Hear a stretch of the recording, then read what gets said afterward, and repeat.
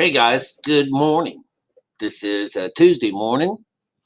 I don't know if it really matters when I tell what the day and the time is. You can still see I'm still working off of these broken glasses of mine. Above my head, if you can't hear it, there's some kind of work being done upstairs in that same room that used to pour down on me. So they could use some work up in there. Listen, I've been working in this book of the Kings, and although it has many stories about many different kings. They're talking about the kings of Israel.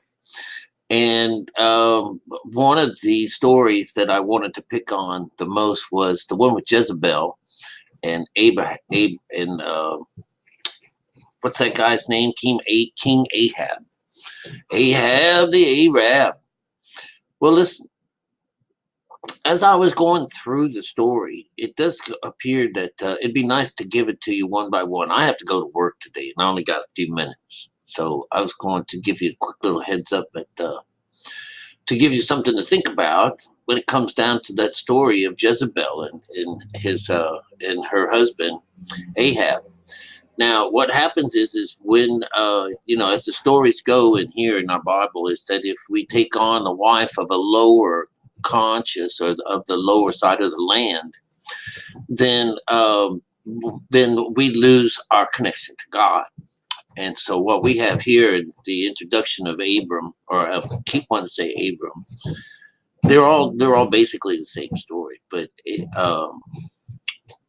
King Ahab marries Jezebel, and about that same time in these stories, it winds up being that that she supposedly has the prophets of Israel killed. All right. But some guy kind of snatches a few of them off into a cave to hide them away from someone. But anyways, it was just showing that he was not doing what he was told. So this was like, this is that idea that, you're not really killing off all of Israel. I'm hiding a piece of this away for later. All right. And I'll just deal with it as it happens. All right. But you know that in our stories, the direction of the things is that we have to go by way of the strange woman, and we know that as being religion. All right, and also the second beast in Revelation. So what happens? That needs to be destroyed. So the same stories are going to come through in this. When we find that Ahab is taking after his father, and the father before him, and the father and the sons, the father and the sons. That's really what these stories are about. Is that none of them are connected to God. They're all in this place where they've been exiled, and their home, their place lays in ruin, which is Israel. All right. So while it's laid in ruin, there's no connection to God. All this time. And the reasons why is because we've cited them before, is because they haven't kept God's commandments. All right. And God only cares about one commandment, and that was to set his people free. So that means nobody was setting their little souls free to bring them up to God. They had an outside appearance to things. In fact, God says that my people are literal. All right, which is, like I say many times, that is not a compliment. All right, but it does lock them in, and the number 8 comes into play here. All right, because in the stories as they're moving on, you're getting into. Let me see what I was getting to. Is that like this chapter 17? Chapter 17 is 8 when she kills off all these prophets. All right, when she marries, when they marry, and we hear about her. So this is something that locks him into a particular situation. All right, but anyways, as things change, as things can change, there is this fight between Elijah and this lower conscious, which shows up all the time in these stories as like the little guy against the big guy. And it's usually along the numbers 9, like Samson and Goliath, or David and Goliath. Sorry about that. David and Goliath. So Goliath is 9 feet tall in these stories too. So the idea is it's the lower going against the higher. That's the part of these stories. It's our mind, the little kid, the child in us is going to go and take some inheritance away from this father, from somewhere, from the lower mind, and he's going to turn around and give it right back to him as some beautiful thing of an inheritance. So the same part of that thing, that storyline is going on here, where she and he, when they get together, brings him down. So he is still trespassing against God. And he's got this Jezebel here to help him do it all. She's the instigator in this situation. It's all about the wives. And it's just interesting because Jezebel means that they're all going to wind up worshiping Baal. And that Baal means that there's no child ever raised from within you. You're getting this salt water or bad water from her, but it's boiling you. It's maybe not so terrible. It's just that it's overwhelming, and you love them. You love man so much that that you become complacent, and then the seed spoils. All right, that's how the story goes.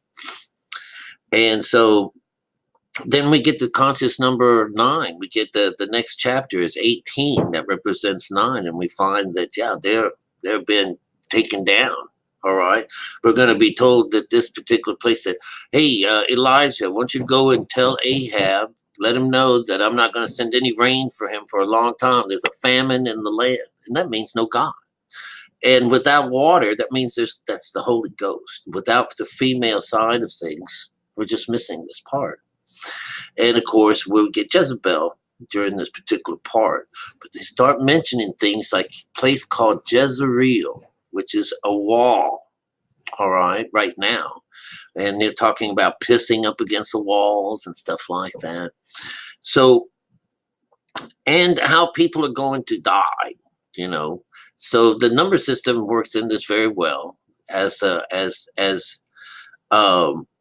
when he starts to wake up and he wants to go and purchase a vine or a vineyard all on his own, a grove of some kind. That the guy didn't want to do it. Nahor didn't want to sell him this. He goes back. All right. Well, we have to understand before all this happens is there's a battle between those prophets of Baal, right? And the one, because Elijah just thinks it's just him alone that's around. He says, and we're all by ourselves. Does he win this battle of bringing their God doesn't do anything? Because we talk about, with the outside gods, they can't give you anything. They can't give you this. They can't give you that. You can't talk to them. You're trying to feed them and all these things. That's not no God. You need the living God. You got to come to our God. He's live. He's living. So here they are talking to their dead statues and their dead plants or dead anything or dead animals, and nothing happens. And so he gets up and he makes his altar. He goes against them. Next thing you know, his animal is when Jesus comes down, or God commands God to come down, consumes the entire thing in fire. Well, his story is a little bit more miraculous because this went through the 4 stages of consciousness within himself. That's what this was about. He was putting somebody in to, and this was taking the lower mind. This is the first stages of this, is that we're cutting off from the lower mind. And that lower mind is part of the sacrifice. So he sacrificed, and then he immediately went down and killed all of these people that were worshiping Baal, the lower mind. He went over and cleared them out, every one of them. All right. So the next day, he runs over and he tells his wife, tells Jezebel just what he did, what Elijah did. It just pissed her off. She sends a letter to him, says, I'll tell you what, you can do to me or more. But I'll tell you what, if I get to you first, I'll make you like them. So it's a threat. Scares the hell out of him. So he moves again. This is the fear of God, right? Plus, it's her time to go. This is the way it is, right? So God tells them a bunch of stories along the lines of how she's going to die, and that we understand that it's all about this vineyard, this uh, it centers around him wanting to purchase a grove. All right, and he can't get it because his Nahor doesn't want to sell it to him. He wants to keep it for himself. And next thing you know, Jezebel says, "Well, don't you own this whole place? Don't you run this whole kingdom? I'll take care of him." So she sends up two false witnesses, which is an outside thing, to put him to death and to stone him, which is really cool. But that was the whole idea, because whoever is owning this grove, while he's put to death, he's going to use this thing. And Jezebel says, I'll get this place for you. I'll get this place. So on his way there, does God send Elijah to meet him there, halfway, which is the way it works. That's the third phase of consciousness, where we meet Jesus in the air.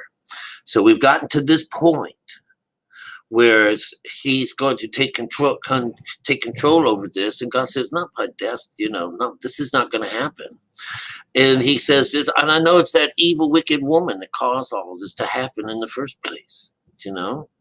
She'll see her time, and describes how she's going to die, and she winds up beside this wall by Jezreel. All right, Jezreel, I think is how it works. So what I'd like for you to understand is that this is, and in the stories, God goes by, and there's a strong wind and rain that destroys a mountain and causes the mountain to crumble into little rocks and little pieces. So this is the higher mind, and there's usually the wall, this idea of the wall. There's something there that it needs to be brought down, and there's no more a wall between us and God. And the lower side is being brought up. So this idea still working in this situation, all right? So Jezebel represents this female energy that goes with Baal. So that's the lower mind. Just like with Sarai at the beginning. And then she changes to Sarah once she gets the breath of God. So we get Jezreel on the second side of this. So it's the play on the names are still there, except she becomes, this woman is the bitch, and Jezreel becomes the city that comes down, the city, the mother of us all, Jerusalem, which is above, that's free. So you'll see that she transfers into this building, into this place, into where our higher mind now can sit and hang out, because it's been leveled, so it can fit in there. So everything can be, it's been hollowed, vessel. So anyways, this is a wonderful little story within the story. And if you were to come down to the very end of the story, which is around with him, and it's the end of the book. It's the begin. It's actually good. It's beautiful. Because he humbles himself, and his humble himself is that he puts on sackcloth and ashes. So that means he finally got God's word. And God says at the end, he says, look at him, Elijah, check him out. He humbles himself so before me. It's so beautiful. This is what he's saying. I will not bring evil upon him, but I'll bring evil upon his sons. All right. And this starts the next parts of the story. So what we get out of that is that he has made it over to God's honor. But, the idea is that we don't get changed. We don't die, nothing like that when we come over to this other side. But because of this, God is pleased with us, and he's not going to do any evil to us anymore. That's the whole idea, is he's brought you out of the lower mind. Look at all of this. And he says, and he's the one that was meanest of all of these guys. And you'll see that that's how it is. It's that, it's these people of the book that persecuted the place before. or were ornery or soothsayers or this or that wind up being the ones that God chooses. All right. He chooses the bad guys to become good guys because that's the nature of the Bible. So we have to go through hell first and then we get heaven. That's how it works. All right. And what we also learn from this particular story is that nothing's going to happen anymore to Ahab. The girl is gone out of the picture. All right. And he humbles himself before the Lord. And she's been eat up and torn up by dogs of all things, so this is what happens to religion. All right. And the beast, he's got devoured by the beast. And it's just beautiful. It's just beautiful all the way around. He says he's going to bring water to this place. He takes it away at first, and then he says, "Now I'm going to bring it." And so, Elijah makes him look and look and look and says, "Look, there's a little bit of a little smoke on the horizon, or little clouds, a little storm coming from the east." It's beautiful stuff, you guys. All right. And it's just beautiful. And it's nice to be able to read and see these things. It's kind of hard to capture the significance of how come every one of these stories are following the same lines, but they're just changing things around a little bit. So, but the story is still getting out there. There's like hundreds of these stories out there, and we found them all kinds of places with my with what you can find in my videos, from fairy tales to the legends, stuff like that. It has this information inside of them. So, anyways, I hope you guys got something out of this. It's a quickie, 15 minutes. All right.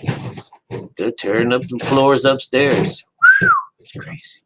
All right. I love you guys, and I'll chat with you soon. All right.